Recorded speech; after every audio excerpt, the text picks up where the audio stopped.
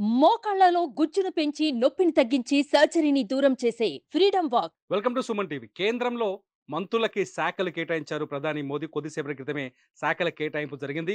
గతంలో మాదిరిగానే అమిత్ షాకి, ఎవరైతే బీజేపీలో నెంబర్ 2గా ఉన్నారో అమిత్ షాకి కేంద్ర హోంశాఖ బాధ్యతల్ని అప్పజెప్పారు. అలాగే నిర్మలా సీతారామన్‌కి ఆర్థిక శాఖ వ్యవహారాలే అప్పజెప్పారు. అలాగే నితిన్ గడ్కరీకి రోడ్డు రహదారుల శాఖని అప్పజెప్పారు. జయశంకర్‌కి విదేశీ వ్యవహారాల శాఖని అప్పజెప్పారు. ఇకపోతే తెలుగు రాష్ట్రాల నుంచి మొత్తం 5గురు నిన్న మోదీ టీంలో ప్రమాణ స్వీకారం చేశారు. అందులో తెలంగాణ నుంచి జి. కిషన్ రెడ్డి గతంలో కేబినెట్ మంత్రిగా ఉన్నారు. కిషన్ రెడ్డికి ఈసారి బొగ్గు గనుల శాఖని కేటాయించారు. కిషన్ రెడ్డి సికింద్రాబాద్ నుంచి ఆయన పార్లమెంట్‌కు రెండోసారి ఎన్నికయ్యారు. భారీ మెజార్టీతో గెలిచారు. కిషన్ రెడ్డి గతంలో అంబర్‌పేట్ ఎమ్మెల్యేగా పనిచేశారు. అట్లాగే ప్రస్తుతం తెలంగాణ బీజేపీ శాఖ అధ్యక్షులుగా కూడా కిషన్ రెడ్డి పనిచేస్తున్నారు. కిషన్ రెడ్డికి మరోసారి స్వతంత్ర శాఖను కేటాయించడం కీలకమైన శాఖ. బొగ్గు గనుల శాఖ అనేది అత్యంత కీలకమైన శాఖ. ఈ శాఖను ఈసారి కిషన్ రెడ్డికి కేటాయించారు. మొదటి నుంచి కిషన్ రెడ్డి మోదీకి, అమిత్ షాకి అత్యంత నమ్మకస్తుడుగా ఉన్నారు. అట్లాగే కేంద్రంలో కూడా కీలకమైన పరిస్థితుల్లో పనిచేశారు. గతంలో ఆయన పోర్ట్‌ఫోలియో పర్యాటక శాఖ మంత్రిగా ఉన్నప్పుడు కూడా దేశంలో పర్యాటక సంస్థలు, పర్యాటక ప్రదేశాల అభివృద్ధికి ఆయన తీవ్రంగా కృషి చేశారు. అక్కడ పూర్తి సంతృప్తితో ఉన్నట్టుగా అర్థమవుతుంది. ఈ నేపథ్యంలోనే కిషన్ రెడ్డికి తాజాగా బొగ్గు గనుల శాఖను కేటాయించారు.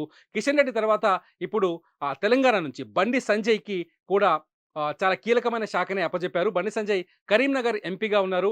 బండి సంజయ్‌కి కేంద్ర హోంశాఖ సహాయ మంత్రిగా బాధ్యతలు అప్పజెప్పారు. బండి సంజయ్ తొలిసారిగా కేంద్ర కేబినెట్‌లో జాయిన్ అయ్యారు. తొలిసారిగా హోంశాఖ సహాయ మంత్రిగా పనిచేశారు. ఆయనకిష్టమైన అమిత్ షా దగ్గర, అమిత్ షా శాఖలోనే ఆయన కూడా పనిచేయడం నిజంగా కరీంనగర్‌లో హర్షం వ్యక్తమవుతుంది. బండి సంజయ్ మొదటి నుంచి పవర్‌ఫుల్ పర్సన్‌గా ఎదిగారు.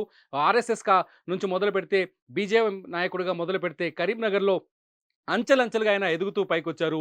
బండి సంజయ్ ఈసారి కేంద్ర క్యాబినెట్‌లో హోంశాఖ సహాయ మంత్రిగా ఆయన బాధ్యతలు స్వీకరించబోతున్నారు.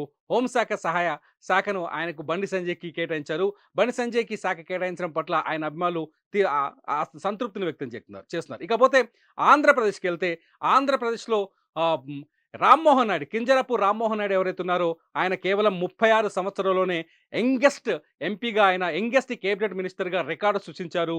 కింజరపు రామ్మోహన్ నాయుడికి పౌర విమానయాన శాఖ బాధ్యతల్ని అప్పజెప్పారు ప్రధాని మోదీ. ఆయన పౌర విమానయాన శాఖ ఆహ్, మంత్రిగా పనిచేయబోతున్నారు. ఆయన పూర్తి స్థాయి స్వతంత్ర శాఖని కింజరపు రామ్మోహన్ నాయుడుకి అప్పగించారు. కింజరపు రామ్మోహన్ నాయుడు ఎర్రన్నాయుడు కుమారుడు. శ్రీకాకుళంలో వరుసగా మూడోసారి విజయం సాధించారు. శ్రీకాకుళంలో ఎర్రన్నాయుడు వారసత్వాన్ని కొనసాగిస్తున్నారు. ఎర్రన్నాయుడు గతంలో హెచ్‌డి దేవేగౌడ, ఐకే గుజ్రాల్ ప్రభుత్వంలో గ్రామీణాభివృద్ధి శాఖగా మంత్రిగా, కేబినెట్ మంత్రిగా పనిచేశారు.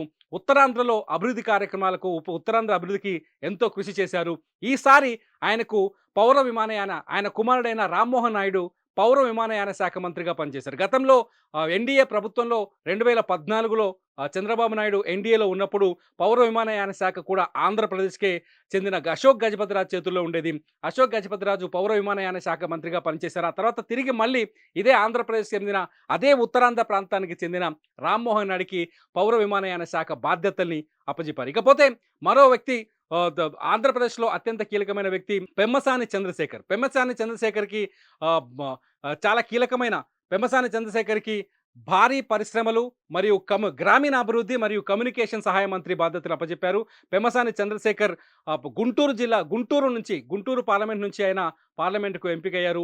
తొలిసారి పార్లమెంట్‌గా ఎన్నికయ్యారు. ఆ తర్వాత తొలిసారి పార్లమెంట్‌కి ఎన్నికైన ఈ సంవత్సరమే ఆయన కేంద్ర మంత్రిగా కూడా బాధ్యతలు చేపట్టారు. చంద్రబాబు నాయుడుకి అత్యంత సన్నిహితుడు. అట్లాగే ఎన్ఆర్ఐ, డాక్టర్, గ్రామీణ ప్రజా సమస్యలపైన మంచి అవగాహన ఉన్న వ్యక్తి కాబట్టి ఆయన్ని కేంద్ర కేబినెట్‌లోకి తీసుకున్నట్టుగా అర్థమవుతుంది. ఇకపోతే మూడో వ్యక్తి, ఆంధ్రప్రదేశ్ నుంచి మరో మంత్రి కూడా ఉన్నారు. ఆయన పేరు శ్రీనివాస వర్మ. నరసాపురానికి చెందిన శ్రీనివాస వర్మ తొలిసారి నరసాపురం నుంచి బీజేపీ తరఫున పార్లమెంట్‌కి ఎంపికయ్యారు. శ్రీనివాస వర్మకి భారీ పరిశ్రమలు, స్టీల్ శాఖల సహాయ మంత్రి బాధ్యతను అప్పజెప్పారు. నరసాపురం అంటే చిన్నప్పటి నుంచి ఆర్ఎస్ఎస్ కార్యకర్తగా తన ప్రస్థానాన్ని మొదలుపెట్టిన శ్రీనివాస వర్మ అంచెలంచెలుగా బీజేపీ కోసం పనిచేస్తూ వచ్చారు. జిల్లా అధ్యక్షుడిగా పనిచేశారు. అట్లాగే రాష్ట్ర శాఖలో కూడా కీలకమైన బాధ్యత నిర్వహించారు. ఈ నేపథ్యంలోనే శ్రీనివాస వర్మకి నరసాపురం పార్లమెంట్ టికెట్ ఇచ్చారు. నరసాపురం నుంచి మంచి మెజారిటీతో శ్రీనివాస వర్మ గెలిచారు. ఈ నేపథ్యంలో మోదీకి అత్యంత సన్నిహితుడు, అమిత్ షాకి అత్యంత సన్నిహితుడుగా పేరుంది శ్రీనివాస వర్మకి. ఈ నేపథ్యంలోనే ఆయన్ని కేంద్ర కేబినెట్‌లోకి తీసుకున్నారు. మొత్తానికి శ్రీనివాస వర్మకు కూడా మంచి శాఖలే కేటాయించినట్టుగా తెలుస్తుంది. ఇకపోతే కాబోయే పార్లమెంట్ లోక్సభ స్పీకర్ ఎవరనే సస్పెన్స్ కొనసాగుతుంది. లోక్సభ స్పీకర్ పైన మాత్రం ఇంకా ఆహ్, ట ఉద్ ఆలో అనేక వార్తలు తెరపైకొస్తున్నాయి. ఆంధ్రప్రదేశ్ నుంచే లోక్సభ స్పీకర్ ఉంటారని, అది కూడా ఎన్టీఆర్ కుమార్తె బీజేపీ ఆంధ్రప్రదేశ్ అధ్యక్షురాలు పురంధేశ్వరి పేరు తెరపైకి వస్తుంది. పురంధేశ్వరికి అంటే ఏదైతే లోక్సభ స్పీకర్ పదవి ఉందో వాళ్ళని ఖచ్చితంగా బీజేపీ నుంచే వాళ్ళని ఎంపిక చేస్తారని, ఎన్డీఏ కూటమి నుంచి గాని, మిత్రపక్షాల నుంచి గాని లోక్సభ స్పీకర్ కుర్చీని వాళ్ళకి కేటాయించే అవకాశం లేదని, లోక్సభ స్పీకర్ పదవిని బీజేపీకి చెందిన ఎంపీలకే అప్పగిస్తారని ఒక చర్చ ఉంది. ఈ నేపథ్యంలోనే గతంలో ఓం బిర్లా ఎవరైతే రాజస్థాన్ నుంచి ప్రాతినిధ్యం వహిస్తున్నారో ఆయన పేరు ప్రస్తుతానికి ఆయన్నే తిరిగి తీసుకొస్తారని ఒక చర్చ జరుగుతుంది. కాకుండా పురంధేశ్వరి పేరు కూడా ప్రస్తుతం తెరపైకి వస్తుంది.